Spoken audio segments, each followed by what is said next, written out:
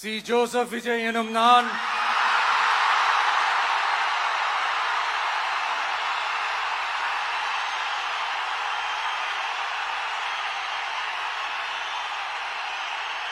சட்டப்படி அமைக்கப்பெற்ற இந்திய அரசியல் அமைப்பின்பால் உண்மையான நம்பிக்கையும் மாறா பற்றும் கொண்டிருப்பேன் என்றும்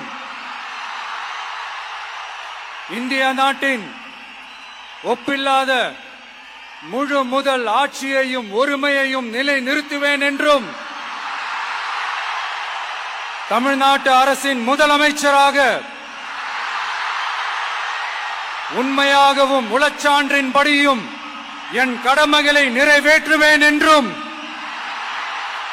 அரசியல் அமைப்பிற்கும் சட்டத்திற்கும் இணங்க அச்சமும் ஒருதலை சார்பும் இன்றி விருப்பு வெறுப்பை விலக்கி பலதரப்பட்ட மக்கள் அனைவருக்கும் நேர்மையானதை செய்வேன் என்றும் ஆண்டவன் மீது ஆணையிட்டு உறுதிமொழிகிறேன்.